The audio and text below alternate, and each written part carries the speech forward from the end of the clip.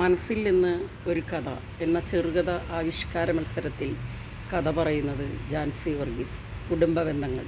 കായൽ തീരത്തുള്ള അധികം സൗകര്യമില്ലാത്ത വീട്ടിൽ 2 ആൺമക്കളായി അച്ഛനും അമ്മയും താമസിക്കുന്നു. മദ്യപാനിയായ അച്ഛനായതുകൊണ്ട് മക്കളും അമ്മയും എപ്പോഴും സമാധാനമില്ലാത്ത ജീവിതമായിരുന്നു.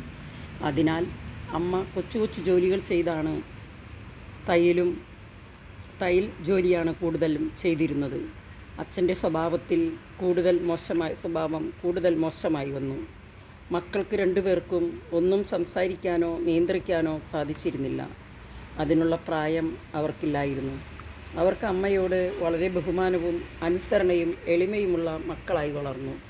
എത്ര വലിയ പ്രശ്നങ്ങളിൽ കൂടി കടന്നുപോയാലും ആരോടും പരാതിയും ദേഷ്യവുമില്ലാത്ത അമ്മയായിരുന്നു. ആ അമ്മയെയാണ് മക്കൾ കണ്ടു വളരുന്നത്. അവർക്ക് പറ്റിയ ചെറിയ ചെറിയ ജോലികൾ ചെയ്ത് അമ്മയെ സഹായിച്ചിരുന്നു. അവർ പഠിച്ച് വലുതായി ജോലി സമ്പാദിച്ച് അമ്മയെ സമാധാനത്തിലും സന്തോഷത്തിലും നോക്കണമെന്ന് അവർ മനസ്സിൽ തീരുമാനിക്കുന്നു. അതിന് പരിശ്രമിക്കുന്നു. അമ്മയിൽ വിശ്വസിച്ച് അവരുടെ എല്ലാ പ്രവർത്തനങ്ങളും തുടർന്നുകൊണ്ടിരുന്നു. മക്കളുടെ ആഗ്രഹം പോലെ 2 മക്കളും പഠനത്തിൽ വിജയിച്ച് ജോലിയിൽ പ്രവേശിച്ചു. കുറച്ച് ദൂരദേശത്താണ് ജോലിയിൽ പ്രവേശിച്ചത്. അമ്മയെ പിരിയുന്നതിൽ അവർക്ക് വിഷമമുണ്ടായിരുന്നു. അവിടെ സെറ്റായി കുറച്ച് നാളുകൾക്ക് ശേഷം അമ്മയെ ജോലിസ്ഥലത്ത് കൊണ്ടുപോയി. വേണ്ടതായ എല്ലാ സൗകര്യത്തിലും സന്തോഷത്തിലും സമാധാനത്തിലും അമ്മയെ നോക്കിയിരുന്നു.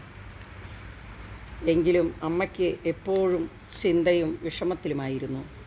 എത്ര ചിന്തിച്ചിട്ടും മക്കൾക്ക് കാരണം മനസ്സിലായില്ല. അമ്മയെ പ്ലെയിനിൽ കൊണ്ടുവരുന്നു. കണ്ണിനും മനസ്സിനും സന്തോഷം തോന്നുന്ന എല്ലാ കാഴ്ചകളും അവർക്ക് സാധിക്കുന്ന എല്ലാ തരത്തിലും അമ്മയെ സന്തോഷിപ്പിക്കുന്നു. എങ്കിലും അമ്മ കൂടുതൽ ദുഃഖത്തിലാണ് കാണുന്നത്. ഒരു ദിവസം അമ്മയോട് ഇതിൻ്റെ കാരണം അന്വേഷിച്ചു. ആ അമ്മ സന്തോഷ കണ്ണുനീർ ഒഴുക്കിക്കൊണ്ട് പറഞ്ഞു, മക്കളെ, നമ്മുടെ അച്ഛൻ അവിടെ തനിയെയാണ്. അച്ഛൻ അവിടെ എന്തു ചെയ്യുകയായിരിക്കും? ഇപ്പോൾ ഇതാണ് അമ്മയുടെ ദുഃഖം എന്ന് മനസ്സിലാക്കി അമ്മയുടെ സന്തോഷത്തിനായി അവർ എന്തിനും തയ്യാറായി. എന്നാൽ അച്ഛനെ ഇങ്ങോട്ട് കൊണ്ടുവരണോ? വേണ്ട മക്കളെ, നിങ്ങൾ ഇവിടെ സന്തോഷമായി ജീവിക്കുക. അമ്മയെ അച്ഛൻ്റെ അടുത്ത് എത്തിച്ചാൽ മതി എന്ന അമ്മയുടെ മനസ്സും ചിന്തയും സന്തോഷവും സമാധാനവും അച്ഛനിലാണെന്ന് മനസ്സിലാക്കി അവർ അമ്മയെ അച്ഛന് തന്നെ തിരിച്ചു നൽകുന്നു. അപ്പോഴേക്കും അച്ഛൻ ഒറ്റപ്പെട്ടപ്പോൾ വളരെ ദുഃഖിതനായിരുന്നു.